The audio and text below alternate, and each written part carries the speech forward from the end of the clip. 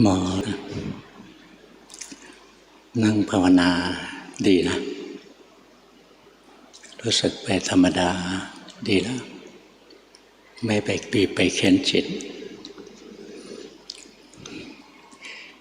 นักปฏิบัติเกือบทั้งหมดเราเป็นพวกบังคับกายบังคับใจไม่ใช่รู้สึกกายรู้สึกใจเราจะรู้สึกโดยไม่บังคับได้ใจต้องไม่มีตัณหาอยากดีอยากสุขอยากสงบอยากได้มรรคผลพอมีความอยากเกิดขึ้นใจก็ถูกดัดแปลงกระทั่งการหายใจยังถูกแทรกแซง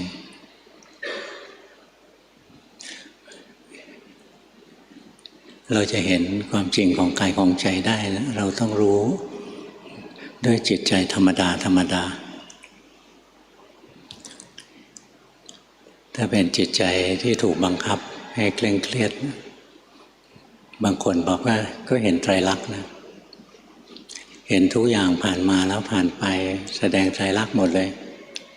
แล้วมันไม่ถูกตรงไหนมันไม่ถูกตรงที่จิตมันไม่แสดงไตรลักษณ์จิตมันนิ่งๆทื่อๆคงที่อยู่งั้นนะนานๆจิตที่มันนิ่งคงที่อยู่นานๆจิตของพรหมเราต้องปล่อยให้จิตมันเป็นธรรมดาอยากรู้ความเป็นธรรมดาของร่างกายก็อย่าไปบังคับร่างกายรู้สึกกับร่างกายเอาอยากเห็นธรรมดาของจิตใจก็อย่าไปบังคับจิตใจก็รู้ความเปลี่ยนแปลงของจิตใจด้วยใจธรรมดาธรรมดานี่คนทั่วไปมันธรรมดาไม่เป็น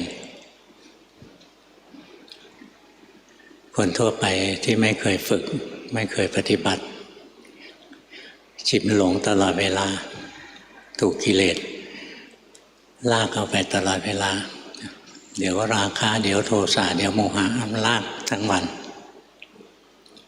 อันนั้นไม่ใช่จิตธรรมดานะเป็นจิตที่ตกเป็นทาสของกิเลสไม่ธรรมดาส่วนนักปฏิบัติอยากดีอยากสุขอยากสงบอยากได้มรรคผลเนี่ยเริ่มต้นด้วยความอยากตัณหามันก็ก่อภพสร้างภพขึ้นมาภพอะไรก็ภพของนักปฏิบัติไม่ใช่คนธรรมดาใจจะนิ่งๆทื่อๆตัวนี้เป็นเรื่องใหญ่มากนะในตราบใดที่จิตเราไม่มีสัมมาสมาธิรู้ตื่นเบิกบานเป็นจิตที่ไม่ถูกกิเลสครอบงำตราบใดที่เรายังไม่มีจิตอย่างนี้เดินปัญญาไม่ได้จริงหรอกถึงเลยไปนั่งสมาธินะสงบสว่างสงบโล่งมีความสุขแล้วเพลิดเพลินเพลิดเพลินไปก็ไม่เห็นความจริงหรอกเมื่อเช้ามีผู้ช่วยสอนคนหนึ่งนะมาส่งกันบ้านเพิ่งไปทำงานใหญ่เพื่อพระศาสนารวมกลุ่มกันไปเปิดคอร์สที่มาเลเซียมีคนหลายประเทศที่ใช้ภาษาจีน300 กว่าคน มาเข้าคอร์สแล้วก็สอนกันได้ดีนะแต่ละคนกลับมานะมีความสุขคนจีนที่เรียนที่มาเลย์ตามมาที่นี่ตั้งหลาย10 คนนะหลวงพ่อเห็นทีมพวกนี้ตั้งแต่วันพฤหัสนะทีมคนจากมาเลเซียมาจากหลายประเทศ เขาก็ดีเหมือนกันส่วนตัวทีมงานที่ไปทำพวกผู้ช่วยสอนพวกอะไรนะใจนะมีความสุขเบิกบานเมื่อเช้าผู้ช่วยสอนคนหนึ่งก็มาส่งกันบ้านว่าใจมีความสุขนะสว่างเบาบอกความสุขอันนี้มันเกิดจากบุญเราไปทำงานเผยแพร่โดยไม่ได้หวังผลตอบแทนอะไรทั้งสิ้นนะทำถวายพระพุทธเจ้าใจเราเป็นบุญเป็นกุศลบุญเป็นชื่อของความสุขที่ได้ทำดีใจมีความสุขแต่จิตมันไม่ได้เข้าฐานจิตมันไม่ได้เข้าฐานมันเลยมีความสุขเพลินๆอยู่ข้างนอกตัวเนี้ยมันมีนันทิราคะนันทิราคะคือความเผลอเพลินมีความสุขเหมือนกับรู้เนื้อรู้ตัวอยู่แต่จริงๆเป็นรู้ออกนอกบอกลองย้อนเข้ามาข้างในดูสิถ้าอยู่ตรงนั้นนะมีความสุขแต่ไม่เห็นทุกข์มีความสุขแต่จะไม่เห็นทุกข์ต้องโอปนัญญิโกนะน้อมกลับเข้ามาให้จิตมันตั้งมั่นถึงฐานจริงๆตรงที่จิตมันไปข้างนอกแล้วเราไม่รู้ไม่เห็นนะเราก็ต้องมีอุบายนะอุบายที่หลวงพ่อบอกผู้ช่วยสอนคนนี้ก็คือกำหนดจิตลงไปที่กระดูกต่ำกว่าต้นคอลงไปสักฝ่ามือหนึ่งลงไปกำหนดจิตลงไปพอกำหนดลงไปนะจิตเข้าฐานมาผู้ช่วยสอนก็ถามหลวงพ่อว่าต่อไปใช้วิธีนี้ได้ไหมคำตอบคือไม่ได้อุบายนะใช้ได้ชั่วครั้งชั่วคราวกิเลสมันพัฒนาตัวเองรวดเร็วนะเราใช้อุบายซ้ำๆนะกิเลสมันเปลี่ยนรูปโฉมไปแล้วเหมือนเราผลิตวัคซีนใช่ไหมแต่เชื้อมันกลายพันธุ์ไปแล้วกิเลสกลายพันธุ์เร็วนะเร็วมากๆเลยงั้นเราเอาอุบายเดิมไปต่อสู้เนี่ยจะไม่สำเร็จหรอกครูบาอาจารย์ผู้หลักผู้ใหญ่องค์หนึ่งหลวงตามหาบัวนะท่านบอกว่ามันต้องใช้สติใช้ปัญญาสดๆร้อนๆนะใช้ของแห้งๆของซ้ำๆอุบายพวกนี้ใช้ไม่ได้ต้องแยกให้ออกระหว่างหลักของการปฏิบัติกับอุบายในการปฏิบัติสองอย่างนี้ไม่เหมือนกันหลักในการปฏิบัตินั้นแก้ไขไม่ได้ถ้าเราอยากให้จิตสงบก็น้อมจิตไปอยู่ในอารมณ์เดียวที่มีความสุขอย่างต่อเนื่องและอารมณ์นั้นต้องไม่กระตุ้นกิเลสเนี่ยเราจะได้ความสงบถ้าเราอยากให้จิตตั้งมั่นนะมันหลักของมันก็คือมีสตินะใช้สติไม่ใช่ใช้สติน้อมลงไปอยู่ที่ตัวอารมณ์แต่มีสติรู้ทันจิตตัวเองทำกรรมฐานไป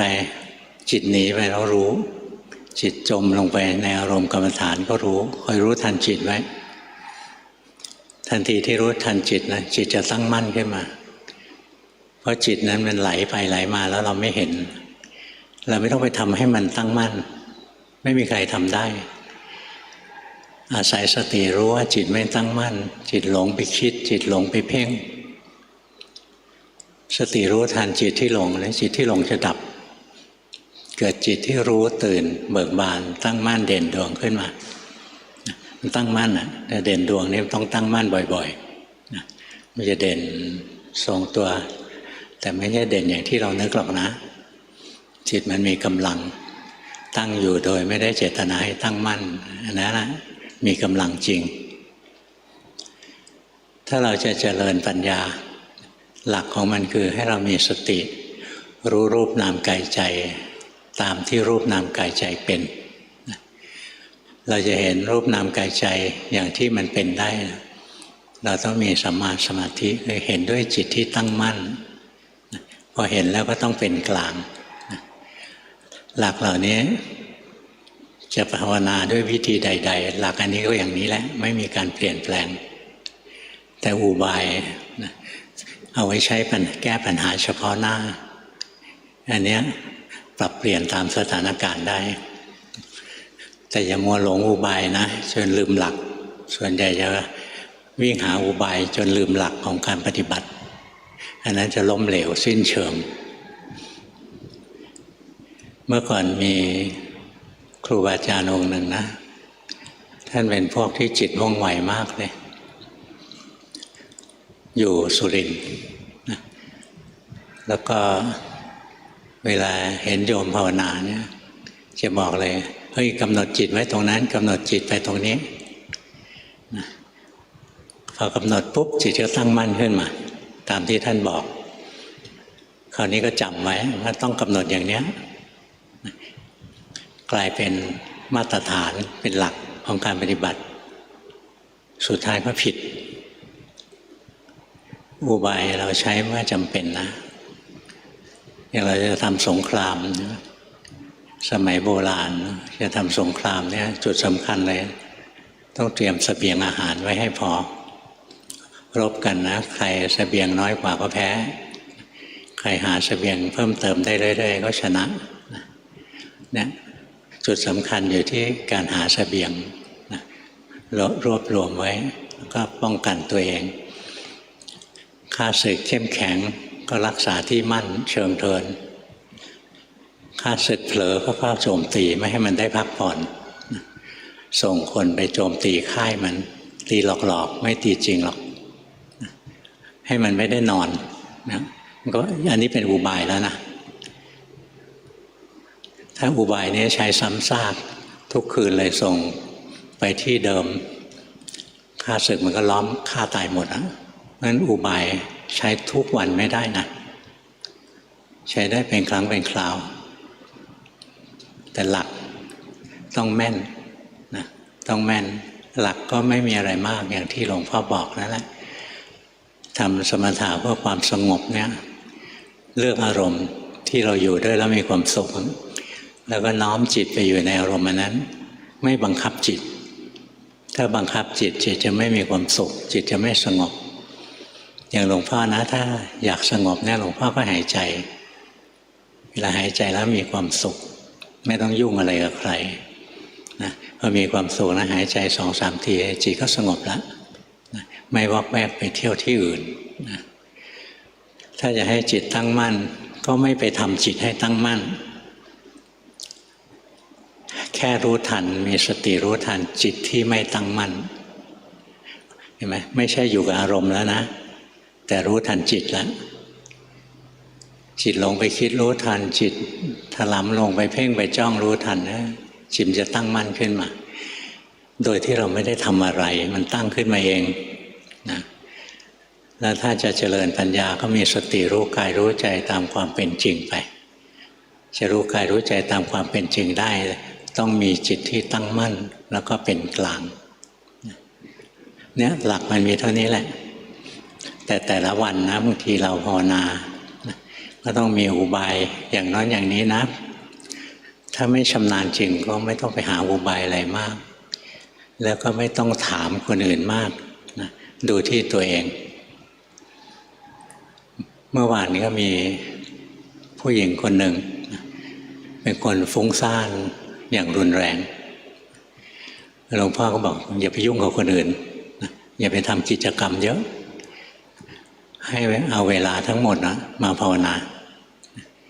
นั่งสมาธิเดินจงกรมไปเขาก็ปฏิบัติได้นะวันหนึ่ง6 ชั่วโมง7 ชั่วโมงอะไรเนี่ยจิตที่ฟุ้งซ่านก็สงบระงับลงไปแต่มันเหนื่อยมากมันเหน็ดเหนื่อยมากนะพยายามมาพูดโน้มน้าว ให้หลวงพ่อบอกว่าแค่นี้ก็พอแล้วต่อไปนี้ไปเดินปัญญาได้แล้วหลวงพ่อก็ไม่พูดสักทีเลยบอกให้ทำอีกยังไม่พอต้องทำอีกนี่พอเหนื่อยมากๆก็หาทางออกนะไปถามผู้ช่วยสอนคนหนึ่งผู้ช่วยสอนนะบอกออกมาเจริญปัญญาเลยนะติดสมาธิมากไปแล้วนะออกเจริญปัญญาไอ้ที่ทำมาจิตสงบเละเลยนะเนี่ยเรียนละกับคนหลายคนนะมันจะมีปัญหาตรงนี้แล้วจะบอกให้ว่าพระอาจารย์อาได้ดิบได้ดีมาเนี่ยหลวงพ่อให้ทำความสงบอยู่หลายปีนะเพราะว่าพระอาจารย์อามีโมหะมากผู้หญิงคนนั้นก็โมหะมากคือฟุ้งซ่านส่วนพระอาจารย์อามีโมหะมากคือเสื่องซึมนะต้องฝึกสมาธิจนจิตมันมีกำลังแกร่งกล้าขึ้นจริง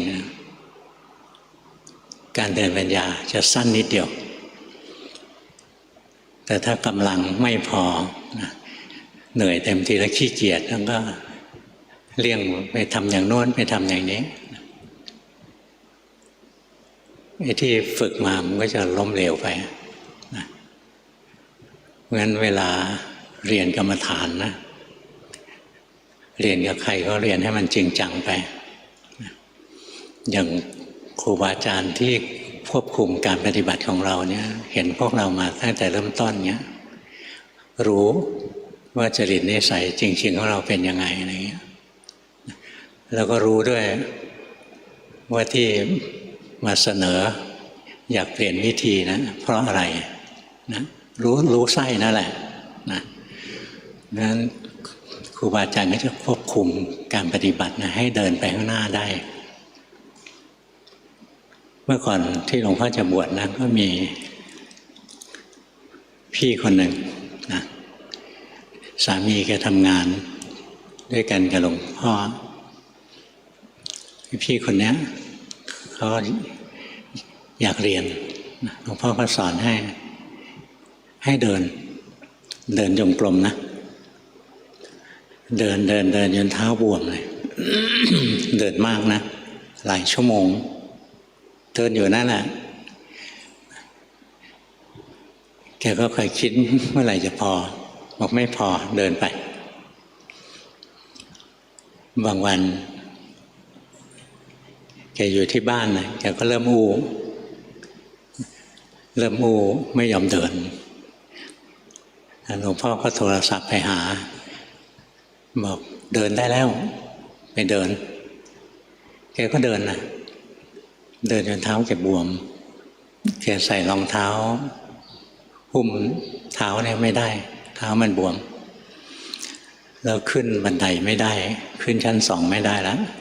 เท้าบวมแกถามว่าแกพออย่างเนี่ยไม่พอเดินไปเถอะนะถ้าจะต้องตายจากการเดินจงกรมนี้ก็เดินไปเถอะตายก็ตายนะชาตินี้มันเรียนยากนักนะชาติหน้ามันก็ง่ายนะแกก็เดินจริงๆนะเดินไปจนกระทั่งเห็นจิตมันย้อนเข้ามาดูกายดูใจนะมันเห็นแต่ของที่มันไม่ใช่ตัวเราของเรานะเนี่ยภาวนาไม่ใช่เรื่องง่ายๆนะแต่ละคนผู้ช่วยสอนคนหนึ่งผู้หญิงกันทำงานเยอะทำธุรกิจนะดูแลบริษัทหลายแห่งตกกลางคืนนะทำกลับจากที่ทำงานนะยังมาดูแลที่บ้านอีกนะดูแลทุกคนได้กินข้าวได้ดูแลทำความสะอาดบ้านนะควบคุมให้คนงานทำนะกว่าจะเสร็จธุระนะ4 ทุ่ม 5 ทุ่มแล้วเขาทำอะไรต่อนอนไหมถ้าเป็นเราเหนื่อยมาแต่เช้าเราก็นอนอะไรนี้ไม่เดินจงกรมทำไมต้องเดินถ้านั่งเนี่ยหมดแรงแล้วมันหลับเลยก็เดินนะ เดินถึงตี 2อะไรเงี้ยตี 2นอนตี 4ลุกขึ้นมาเดินจงกรมอีกแล้วเนี่ยคนที่เขาเอาจริงนะเขาอยากปฏิบัติเขาสู้มาทั้งนั้นแหละส่วนพวกบางท่านบางคนเขาภาวนาง่ายๆบางทีนอนกระดิกเท้าอยู่เห็นร่างกายนี้ไม่มีสาระแก่นสารปล่อยวางกายไปเลยนะนอนกระดิกเท้าอยู่แล้วทำไมเขาทำได้ก่อนที่เขาจะง่ายนะเขายากมาแล้วทั้งนั้นแหละเหมือนเรื่องพระพาหิยะนะลองไปเซิร์ชในเน็ตดูไปอ่านเรื่องพระพาหิยะดูประวัติของท่านนะท่านเป็นเอตตัคคะทางรู้ได้เร็วพระพุทธเจ้าสอนไม่กี่ประโยคนะบรรลุพระอรหันต์แล้วท่านสอนดูก่อนพาหิยะในการใดแลเมื่อเห็นจักเป็นสักว่าเห็นนะเมื่อได้ยินเมื่อฟังนะจักเป็นสักว่าฟังนะเมื่อทราบจักเป็นสักว่าทราบในการนั้นท่านย่อมไม่มีถ้าท่านไม่มีในอดีตไม่มีในอนาคตไม่ยึดถืออยู่กับปัจจุบันแล้วที่สุดของทุกข์อยู่ตรงเนี้ยเนี่ยฟังแค่เนี้ยเป็นพระอรหันต์ละเราฟังอีก1,000 รอบก็ไม่เป็นนะลองไปดูประวัติท่านสู้มาขนาดไหนชาติก่อนนะ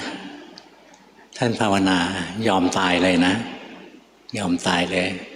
เพราะว่าภาวนาแล้วเอาดีไม่ได้เพื่อนฝูงกันรวมกัน5 องค์ท่านเกิดในยุคปลายศาสนาพระพุทธเจ้าองค์ก่อนพระกัสสปะพุทธะศาสนาเสื่อมแทบจะหมดสภาพแล้ว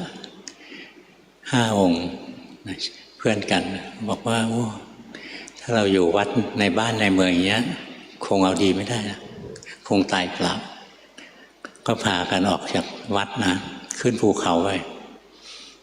ทำบันไดขึ้นไปนะถีบบันไดทิ้งเลยขึ้นยอดเขาแล้วมาภาวนากันนะวันแรกองค์หนึ่งบรรลุพระอรหันต์นะวันต่อมาก็อีกองค์นะต่อมาก็มีองค์หนึ่งได้พระอนาคาส่วนพระพาหิยะนะไม่ได้อะไรเลยนะอดตายอยู่บนภูเขาองค์ที่ท่านได้แล้วท่านก็ไปจากภูเขาเนี่ยพาหิยะไม่ยอมท้อถอยนะเพื่อนเอาข้าวมาให้กินก็ไม่กินบอกว่านับแต่นี้ไปเนี่ยจะไม่กินข้าวนะที่เพื่อนสหธรรมิกหามาให้ละถ้าไม่มีคุณธรรมในตัวเองนะก็ไม่ไปบิณฑบาตแล้วเนี่ยท่านสู้ตายพอท่านสู้ตายอย่างนี้พอมาในชาตินี้นะท่านฟังธรรมไม่กี่ประโยคท่านก็บรรลุพระอรหันต์แล้วเห็นไหมว่าคนที่ก่อนที่เขาจะง่ายเขายากมาแล้วนะส่วนพวกเราบางคนอินทรีย์อ่อนนะยอมลำบากไว้ก่อนยากไปก่อนอย่าเพิ่งห่วงสังขารร่างกายยังมีกำลังที่จะปฏิบัติไปก่อนมีแรงเดินไปก่อนนะมีแรงนั่งไปก่อนต้องสู้นะอย่ายอมแพ้อย่าอ่อนแอยอมแพ้กิเลสอย่ายอมแพ้ก็เที่ยวถามคนโน้นถามคนนี้นะเขาไม่ได้รู้ภูมิหลังนะเขาไม่รู้ว่าที่ถามนี่เพราะอะไรเขาก็สอนตอนนี้สมาธิเยอะไปแล้วติดสมาธิงั้นต่อไปนี้เดินปัญญานะพอเริ่มเดินปัญญานะฟุ้งเละเลยนะมันยังไม่พอนะงั้นฝึกกันนานนะกว่าจิตจะมีกำลังตั้งมั่นเด่นดวงขึ้นมาจริงๆไม่ใช่เรื่องเล่นๆนะแต่ถ้าเราจะทำพอเป็นนิสัยหรือพอเป็นนิสัยถ้าทำบ้างหยุดบ้างก็ไม่เป็นไรหรอกนะทำไปเรื่อยๆสะสมไปหลายๆชาติต่อไปพระเมตไตรมาตรัสรู้นะเราก็ไปเรียนกับท่าน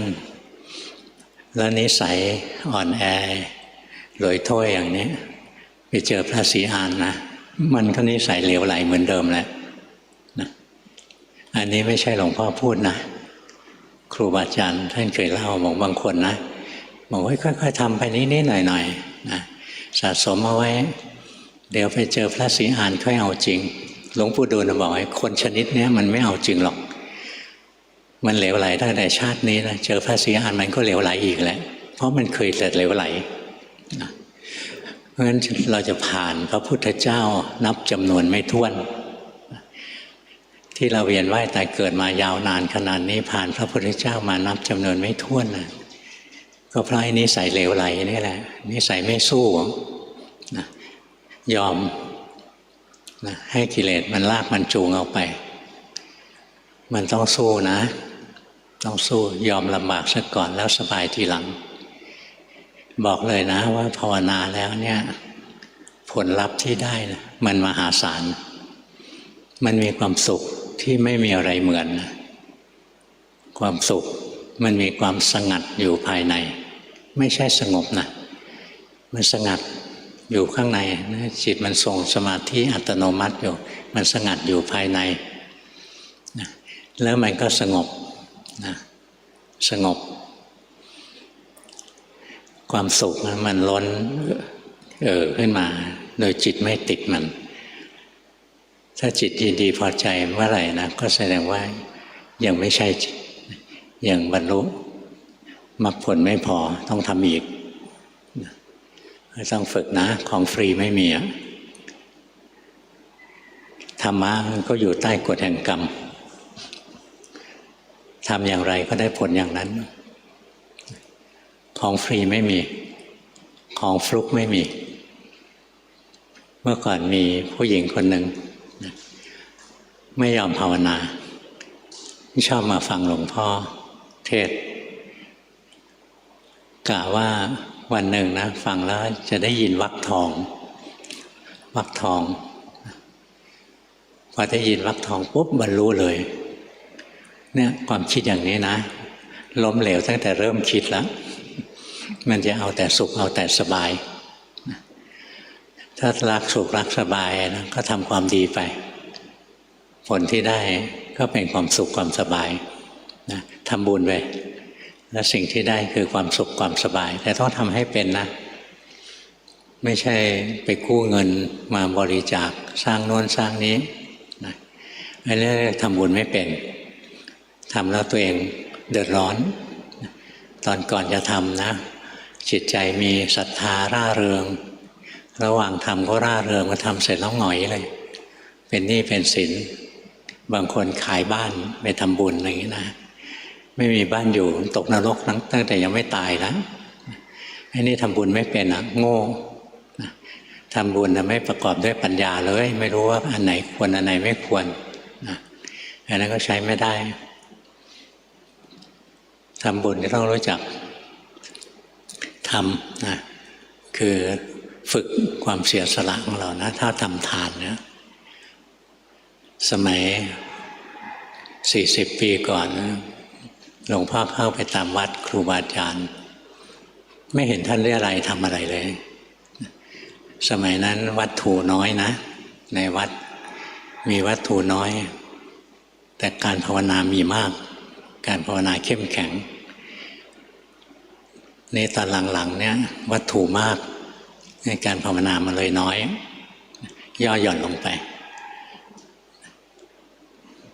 เมื่อก่อนลำบากนะไปภาวนา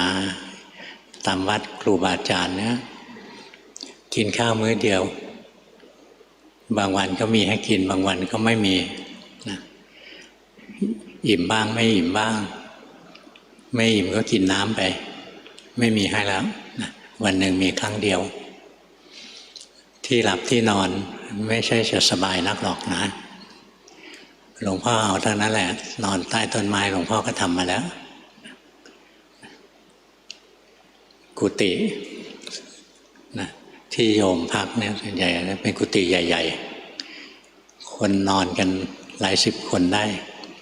บางคนก็เมาแอบมาบางคนก็คุยกันไม่เลิกอะไรเงี้ยเราจะภาวนาเงียบๆทำไม่ได้พ่อก็ไม่เอาไปอยู่โคนต้นไม้ภาวนา ผ่านกลางคืนไปอยู่ใต้ต้นไม้นั่นแหละไม่เห็นได้เป็นไรเลยแต่ตอนหัวค่ำก็ยอมอยู่ในกุฏิก่อนนะยุงมันออกหัวค่ำงั้นถ้ามันผ่านช่วงหัวค่ำไปแล้วนะมันไม่มียุงแล้วเราก็นั่งสมาธิเดินจงกรมอะไรของเราสบายอยู่มีกินก็กินมีที่นอนก็นอนนะไม่มีก็ไม่ต้องนอนฝึกมาอย่างนี้นะไม่ใช่ฝึกมาสบายๆหรอกนะเส้นทางนี้มันเส้นทางของผู้กล้านะคนอ่อนแอทนไม่ได้ก็ถอยไปอันนี้พูดกับพระนะกับโยมนะหลวงพ่อก็รู้ว่าโยมมีขีดจำกัดไม่ได้เร่งรัดมากหรอกนะอย่างคนที่มาบวชที่เนี่ยจะรู้เลยว่าหลวงพ่อสอนพระกับสอนโยมไม่เหมือนกันนะสอนพระเนี่ยเข้มมากเลยไม่ตามใจบางคนมาถึงโอ้ยเจ็บเท้าเดินไม่ได้ก็ไม่ต้องกินข้าวนะไอ้นอนก็ไม่ได้ไอ้นี่ก็ไม่ไหวก็สึกไปซะเหมือนพวกที่เหลืออยู่นี่จะแกร่งนะแกร่งเป็นเหล็กดี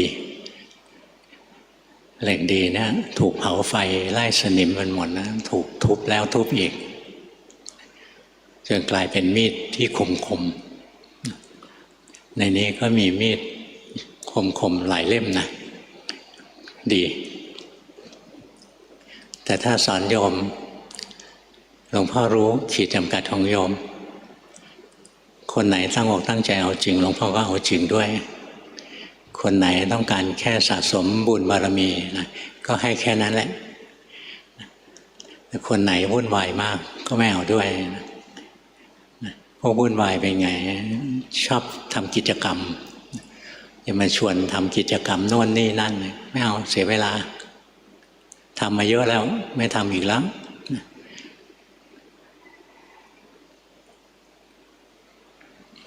อยากได้ดีต้องอดทนเรียนให้รู้หลักแล้วก็อดทนทำเหตุให้สมควรนะผลมันก็สมควรแก่เหตุ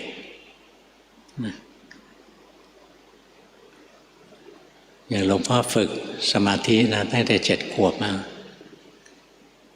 ไปหาท่านพ่อลีตอนนั้นเล็กๆนะตัวนิดเดียวท่านเมตตาเด็กก็จะมานั่งตักหายใจเข้าพุทหายใจออกโทนับ 1หายใจเข้าพุทหายใจออกโทนับ 2นะนับไปถึง10แล้วก็นับลงมา9 8อะไรเงี้ยสอนในนี้ทำทุกวันนะแต่นับถอยหลังไม่เป็นก็เลยนับมัน1 ถึง 100นะแล้วก็เริ่ม1ใหม่เนี่ยรู้จักพลิกแปลงให้เข้ากับตัวเองยังเป็นเด็กเล็กนะนับเลขถอยหลังไม่เป็นนะนับแล้วต้องคิดถ้านับแล้วต้องคิดไม่ชอบตอนนั้นไม่รู้ว่าเพราะอะไรถ้านับต้องคิดนะจิตยังต้องทำงานอีกมันจะไม่สงบหรอกนะแต่ตอนนั้นไม่รู้เหตุผลนะเพียงแต่ว่าอย่างนี้ไม่สะดวกไม่เหมาะกับเรานะก็แอพพลายนิดหนึ่งหายใจเข้าพุทหายใจออกโทนับ 1หายใจอยู่ไม่กี่วันนะจิตก็รวมแล้ว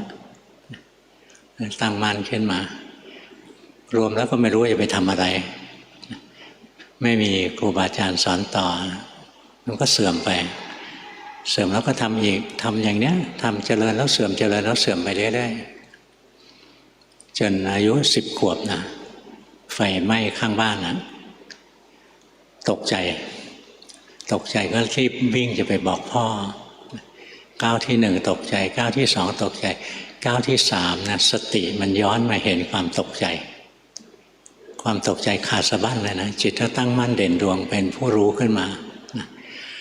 ตรงนั้นจับสภาวะของจิตผู้รู้ได้ชัดเจนนะครั้งแรกประมาณ10 ขวบแล้วภาวนาไปนะมันก็จะเข้ามาตรงเนี้ยแต่ไม่รู้มันจะใช้อะไร ไม่รู้วิธีที่จะใช้ประโยชน์จากจิตที่ตั้งมั่นจะไปถามครูบาอาจารย์เราก็เด็กผู้ใหญ่เขาไม่พาไปเราก็ไปไม่ได้ท่านพ่อหลีประมาณ06หรืออะไรนะท่านก็สิ้นแล้วอายุ50กว่าปีนะอายุน้อยยุคนั้นไม่มีครูบาอาจารย์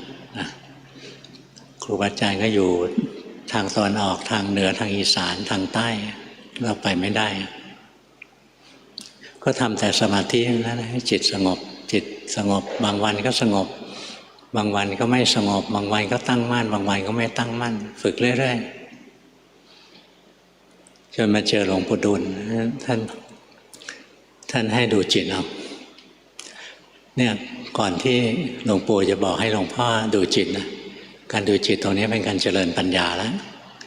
เห็นความเกิดดับของจิตนานาชนิดก่อนที่ท่านจะบอกประโยคนี้ท่านเข้าสมาธิ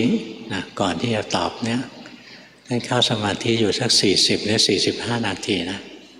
ถึงลืมตาขึ้นมาแล้วก็บอกไม่ใช่แบบเจอหน้าปุ๊บบอกปั๊บไม่ได้นะแต่ยุคนี้มันยุคอุตสาหกรรมนะเนี่ยให้หลวงพ่อมานั่งดูพวกเราคนละชั่วโมงไม่ไหวพวกเรามีเป็นร้อยเป็นพันนะใครจะไปดูได้ก็สอนหลักให้ไปดูเอาเองที่หลวงพ่อภาวนานะที่หลวงปู่ให้ดูจิตเห็นจิตมันทำงานไปได้เลยนะเพราะท่านรู้แล้วว่าจิตเราตั้งมั่นแล้วเพียงแต่ตั้งอยู่เฉยๆแล้วไม่รู้จะใช้ประโยชน์อะไรนะท่านก็ต่อยอดให้เพราะฉะนั้นครูบาอาจารย์ท่านต่อยอดให้นะแล้วก็ทำจิตก็ตั้งมั่นเป็นผู้รู้ผู้ตื่นผู้เบิกบานอัตโนมัติอยู่งั้นนะแล้วจิตที่ตั้งมั่นแบบนี้ยังมี2ลักษณะอันหนึ่ง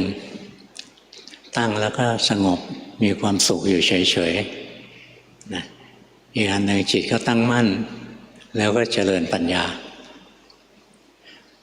มาภาวนานะจนพอจะรู้เรื่องบ้างแล้วก็เลย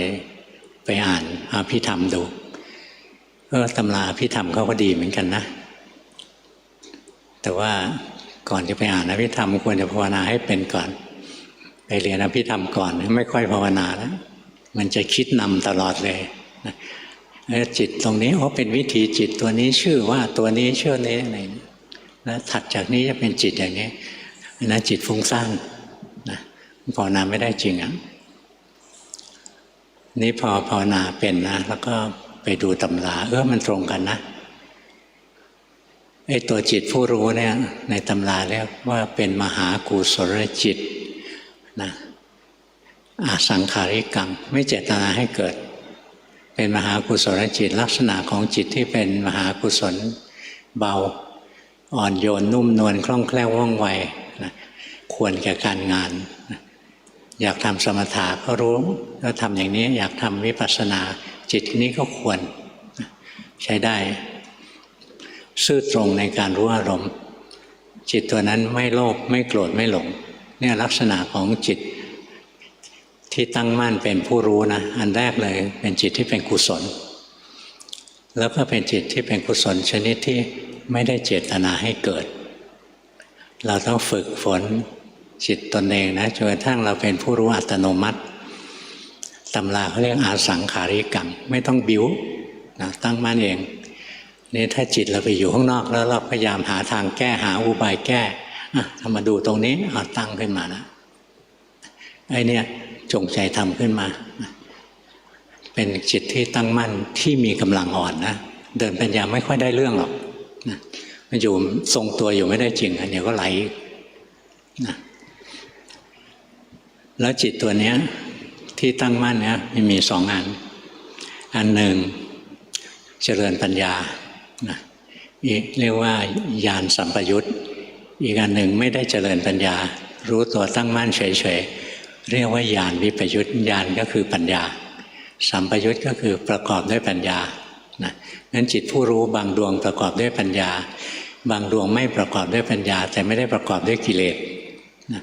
เพราะมันเป็นจิตที่เป็นกุศลอยู่แล้วเป็นมหากุศลจิตนะ ญาณสัมปยุตหรือญาณวิปยุตอาสังขาริกังในจำนวนจิต80กว่าดวงนะต้องฝึกให้ได้จิต2ดวงนี้นะคือจิตที่เป็นผู้รู้แล้วเดินปัญญาได้กับจิตที่เป็นผู้รู้แต่ทรงตัวไม่เดินปัญญานะงั้นในขณะที่เรามีจิตผู้รู้เราเจริญปัญญานะมันเจริญปัญญาไปช่วงเดียวจิตมันจะหยุดการเจริญปัญญามันจะหยุดนะ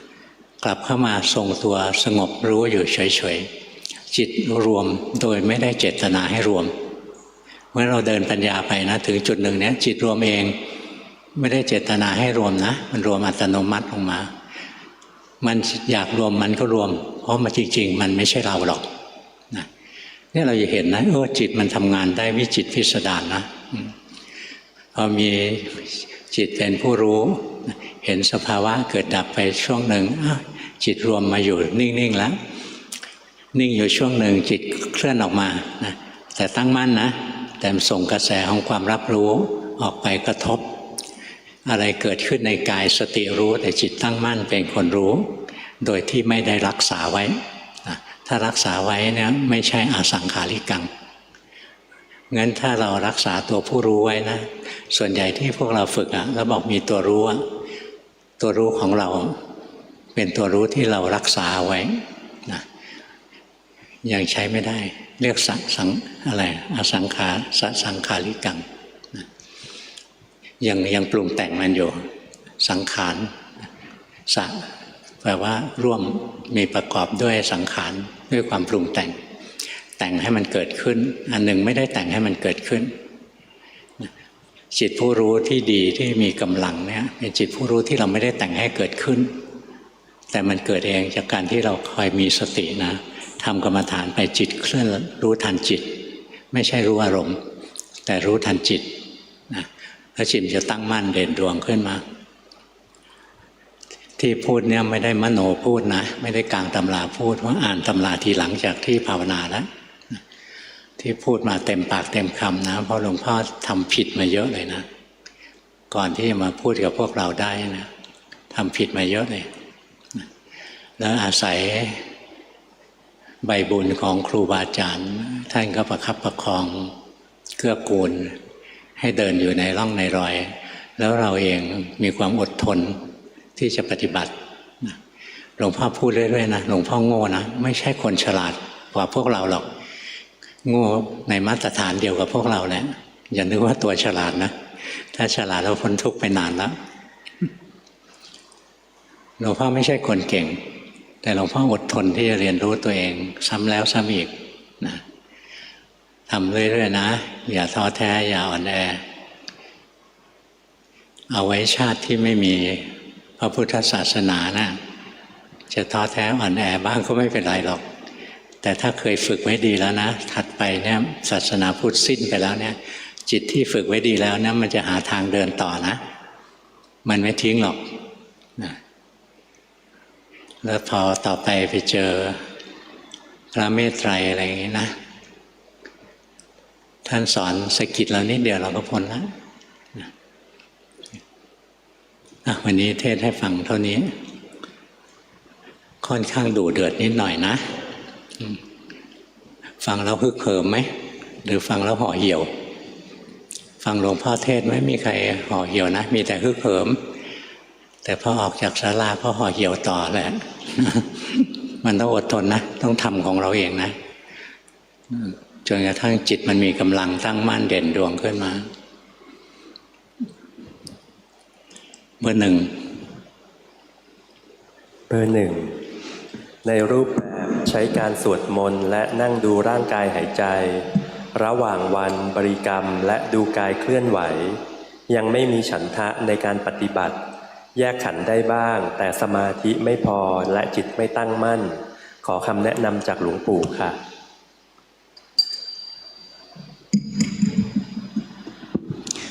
ไม่พอก็ทำไปอีกทำจนพอธรรมะนะเขาทำกันทั้งชีวิตยังมีกิเลสอยู่ก็ทำไปจนหมดกิเลส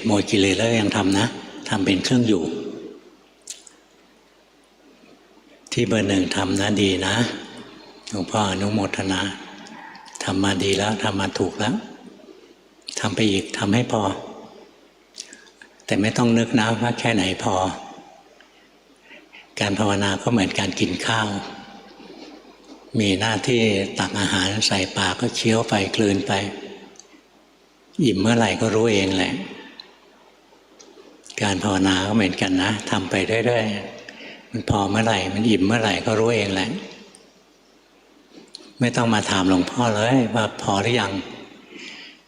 ถามหลวงพ่อว่าตอนนี้ที่ภาวนาเนี่ยพอหรือยังเนี่ย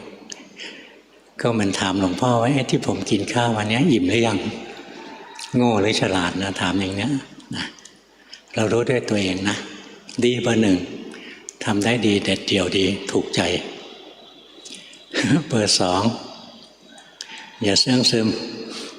ถอยจิตออกมาคึกคักไหมเบอร์สองเบอร์สองเริ่มแรกจะบริกรรมพองยุบพร้อมกับดูร่างกายหายใจนั่งต่อไปจะเห็นแต่ร่างกายหายใจ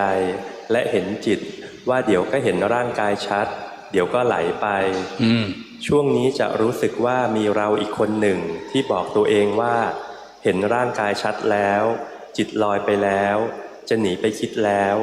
สงสัยแล้วที่เห็นคือฟุ้งซ่านหรือคือตัวรู้คะ ตัวรู้ไม่พูดหรอกแต่ใหม่ๆมันก็พูดแหละ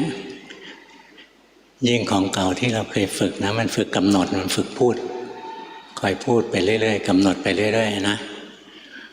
แรกๆจะทำอย่างนั้นก่อนก็ไม่ผิดหรอกแต่พอจิตมันสงบขึ้นมามีกำลังจริงๆมันไม่พูดมากนะของจริงนิ่งเป็นใบ้ของพูดได้ไม่ใช่ของจริงเนี่ยเจ้าคุณนอบอกงี้ตัวรู้ไม่พูดนะตัวพูดไม่รู้หรอกนะไปฝึกอีกนะจะทำกรรมฐานอะไรไม่เป็นไรหรอกรู้ทันอย่าบังคับจิตอย่างนั้นไม่เอาถอยออกมาถอยออกมาจิตต้องอยู่อย่างนี้นะแล้วภาวนาไปด้วยจิตอย่างนี้ปัญญามันถึงจะเกิดมุดเข้าไปอยู่ในรูอย่างนั้นมันเกิดอะไรภาวนาแบบตัวแย้รู้จักตัวแย้ไหมไม่มีเรามาดูหน้าวัดนี่มีหลายตัวขุดรูอยู่พอคนเดินเข้าไปใกล้วิ่งปุ๊บลงรูไปแล้วของเราภาวนานะเหมือนตัวแย้ จิตลั่นออกมานะพอเห็นหน้าหลวงพ่อปุ๊บมุดเข้ารูเลยเข้าไปนิ่งทื่อๆอยู่ไม่ได้เรื่องหรอกนะเบอร์สามคราวก่อนดูดีกว่านี้นะว่าไปเบอร์สามหลวงปู่ให้ทำความสงบแบบระลึกร่างกายแต่จิตชอบเปลี่ยนไปรู้ธาตุที่มีอยู่และเคลื่อนไหวบังคับให้คงที่ไม่ได้จิตมีความสุขตอนจิตทำความสงบและตอนจิตกระทบโลกเห็นตัวสติมีขึ้นมารู้สภาวะที่แทรกผ่านมาที่ธาตุแทรกผ่านมาที่จิตเห็นจิตเกิดและดับไปพร้อมกับสภาวะที่มีขึ้นมาให้จิตรู้เห็นจิตที่เกิดและดับบังคับให้คงที่ไม่ได้ครับยังฟุ้งอยู่นะรู้สึกไหมจิตตอนนี้มันฟุ้งนะรู้หลักของการปฏิบัติแล้วล่ะนะตรงนี้ไม่ใช่ตัวนี้รอบจิตเข้ามาแล้วรู้สึกไหมอย่าเอาจิตมาซุกเข้าไปข้างในนั้นนะธรรมดาเบอร์สามจิตมันชินที่จะมุดเข้าไปอยู่นิ่งๆแล้วอย่าเข้าไปกิเลสไม่ได้อยู่ข้างในนะหลวงปู่สิมท่านเคยเล่นงานหลวงพ่อทีหนึ่งแต่นั้นหลวงพ่อนะส่งจิตเข้าไปข้างในไปดูว่ากิเลสมันเกิดได้ยังไงมันยันอยู่ตรงไหนมุดอยู่ข้างในนี่จ้องพอเจอหน้าหลวงปู่สิมนั้นท่านบอกว่าผู้รู้ออกมาอยู่ข้างนอกนี่ยังไม่ทันจะนั่งเลยนะไม่ทันจะกราบเลยท่านเดินออกมาเจอแล้วท่านบอกเลยบอกผู้รู้ออกมาอยู่ข้างนอกนี่กิเลสไม่ได้อยู่ในนั้นหรอกงั้นอย่ามุดเข้าไปอยู่ข้างในถ้าจิตเข้าไปอยู่ข้างในให้รู้จิตออกมาให้รู้นะ เบอร์สามมันติดสมาธิแล้วล่ะรู้สึกร่างกายไหมนะร่างกายกระดุกกระดิกรู้สึกร่างกายกระดุกกระดิกรู้สึกนะให้จิตมันเคลื่อนออกมาอย่าให้ไปค้างนิ่งเงียบๆอยู่ข้างในนะมันเดินปัญญาได้แล้วมันก็ควรจะเดินปัญญาออกมาดูอย่างนี้แหละอย่างนี้นะเห็นไหมร่างกายก็อันหนึ่งสุขทุกข์ก็อันหนึ่งกุศลอกุศลก็อันหนึ่งจิตก็อันหนึ่งเห็นไหมจิตก็อันหนึ่งนะไม่ใช่จิตก็อันหนึ่งเนี่ยเอาอีกแล้วเขาก็ไปติดอีกแล้วตรงนี้ติดนะติดสมาธินะถอยออกมาดูร่างกายไปพิจารณาร่างกายไปก็ได้นะเบอร์สี่รักษาศีลและทำรูปแบบต่อเนื่อง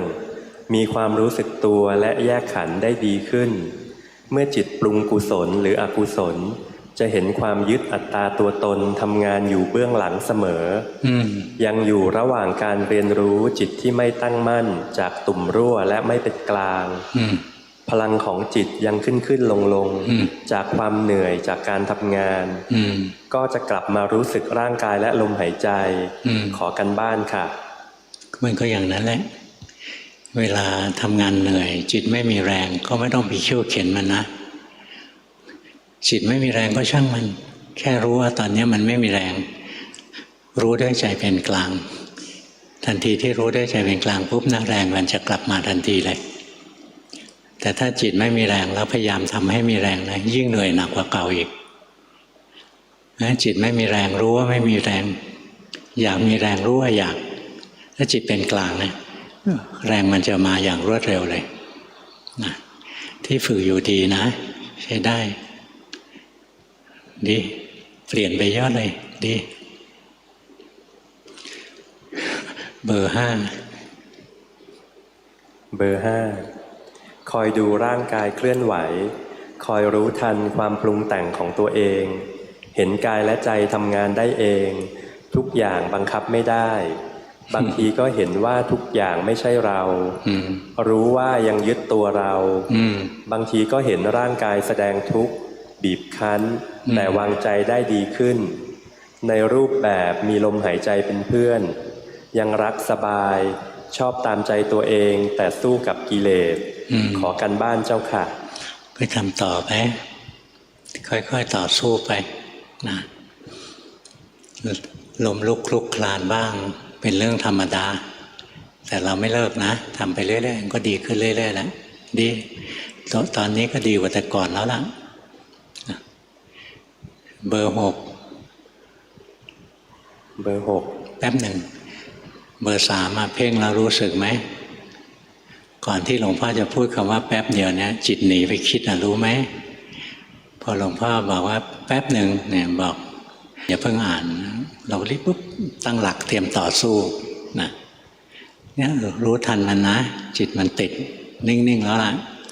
ออกมาพิจารณาร่างกายเลยผมเล็บขนเล็บฟันหนังเนื้อเอ็นกระดูกไม่ใช่ตัวเราไม่ใช่ของเรานะเป็นของไม่สวยไม่งามเป็นของไม่เที่ยงเป็นทุกข์เป็นอนัตตาพิจารณาอย่างนี้เยอะๆนะเบอร์สามเบอร์หกภาวนาในรูปแบบดูเวทนาระหว่างวันดูสภาวะตามที่เกิดขึ้นเห็นว่ากิเลสลดลงใจเบาลงชีวิตง่ายขึ้นขณะปฏิบัติหลงบ่อยแต่รู้สึกตัวไวขึ้นเห็นสภาวะเกิดดับได้ไวแต่สติตั้งมั่นได้ไม่ค่อยนานเข้าใจว่าการปฏิบัติพอจะถูกทางวางใจเป็นกลางได้ดีขึ้นและดูจิตทำหน้าที่ไปเรื่อยๆมีสิ่งใดที่ต้องระวังในการปฏิบัติคะระวังอย่าขี้เกียจเท่านั้นแหละที่ทำอยู่นะถูกแล้วนะแต่บางทีมันขี้เกียจนะผลัดเอาไว้ก่อนอะไรเงี้ยต้องสู้นะทำถูกแล้วยากนะกว่าจะถูกอย่างเนี้ยเดินมาถึงจุดตรงนี้ได้ไม่ใช่เรื่องง่ายเลยนะเมื่อจิตเราตั้งมั่นเป็นผู้รู้ผู้ตื่นผู้เบิกบานได้แล้วก็เจริญปัญญาดูกายดูใจก็ทำงานไปไม่มีตรงไหนเป็นตัวเรานะดูไปเรื่อย อย่าขี้เกียจนะนั่นแหละปัญหาของเราแหละเบอร์ 7หลวงพ่อก็เดาๆไปอย่างนั้นแหละไม่ใช่ปาฏิหาริย์อะไรหรอกเบอร์ 7จิตรู้เท่าทันทุกสิ่งแป๊บหนึ่งตรงนี้ผิดนะเบอร์ 6ไปรวบจิตเข้ามาแล้วรู้สึกไหมมันจะแน่นๆขึ้นมานะเราไปรวบเข้ามารู้ว่ารวบเข้ามาแล้วอะไรทำให้รวบโลภตัวโลภะตัวตัณหาอยากดีให้รู้ทันนะเอาเบอร์ 7ว่าเบอร์ 7จิตรู้เท่าทันทุกสิ่งที่เกิดขึ้นได้เร็วขึ้นรู้การเกิดดับอนิจจังทุกขังอนัตตาตามเหตุและปัจจัยจิตรู้ความไม่เที่ยงของทุกสิ่งเป็นธรรมดาเป็นธรรมชาติของมันทุกอย่างชั่วคราวปล่อยวางกับทุกสิ่งโล่งโปร่งสบายเวทนาเกิดบ่อยจิตจะบอกว่านั่นคือธรรมดาที่ต้องเกิดแก่เจ็บและตายขอการบ้านค่ะ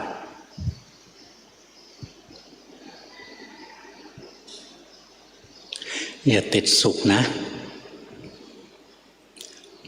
อย่าไปติดสุขมันเป็นตัวหลอกให้เราไม่ไปต่อคอยรู้ทุกข์ไว้ดูลงไปกายนี้เป็นตัวทุกข์จิตใจก็เป็นตัวทุกข์นะไม่มีตัวไหนดีสักตัวหนึ่งไม่มีตัวไหนที่เราเป็นเจ้าเข้าเจ้าของจริงสักตัวหนึ่งนะอย่าน้อมจิตเข้าไปอย่างนั้นน้อมเข้าไปอย่างนั้นนะอย่าไปติดมีความสุขอยู่ข้างในสบายอย่างนั้นนะเดี๋ยวตายไปต้องไปเป็นพระพรหมลำบากอย่าค้างอยู่ข้างในออกมานะอย่าติดความสุขรู้สึกไหมมันพอใจในความสุขจากการปฏิบัติต้องรู้ทันนะอย่าติดมันภาวนานะแล้วมันมีความสุขอันนี้เป็นเรื่องปกติแต่มีความสุขไปเรื่อยๆไม่เห็นทุกข์อันนี้ไม่ดีละไม่ยอมเดินปัญญาการเดินปัญญาคือการรู้ทุกข์กายนี้เป็นตัวทุกข์จิตใจนี้เป็นตัวทุกข์นะถ้าเราทำไปแล้วมีแต่ความสุขเฉยไม่ดีนะเสียเวลาชักช้าเบอร์ 8เบอร์ 8ฝึกภาวนารู้จักตัวเองและรู้สึกตัวเฉยๆโดยเดินจงกรมดูกายตอนเช้ามืดแล้วเข้าบ้านปรับจิตให้สงบทำสมถกรรมฐานในระหว่างวันภาวนาเห็นจิตไหลได้ตลอดและรู้สึกตัวทั้งวันช้าบ้างเร็วบ้างดูกายเห็นแต่ละส่วนทำงานของมันเองจิตทำงานเองเห็นอารมณ์ตลอดชอบไม่ชอบโลภโกรธหลงสุขทุกข์ขอหลวงพ่อช่วยชี้แนะด้วยครับก็เห็นได้เยอะแยะนะดูลงไปเรื่อยๆทุกอย่างเกิดแล้วดับทุกอย่างเกิดแล้วดับแต่ต้องดูด้วยจิตใจที่ปกตินะลองถอยออกจากสมาธิตรงนี้สิถอยออกมาสู่โลกข้างนอกได้ไหมเก่งใช้ได้เวลาเราต้องการพักผ่อนเราก็เข้าไปข้างในนะพักผ่อนพอสมควรก็อย่าไปนอนเสียเวลาอยู่ถอยออกมาดูกายดูใจมันให้เห็นกองทุกข์ทั้งนั้นเลยมีแต่ของไม่เที่ยงมีแต่ของเป็นทุกข์นะดีแล้วไปทำต่อ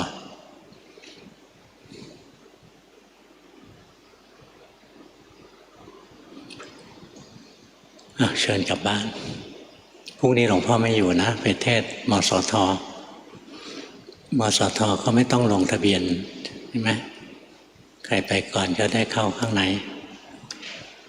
หลวงพ่อจะเทศแล้วยังไม่ได้เข้าก็นั่งฟังข้างนอกนะ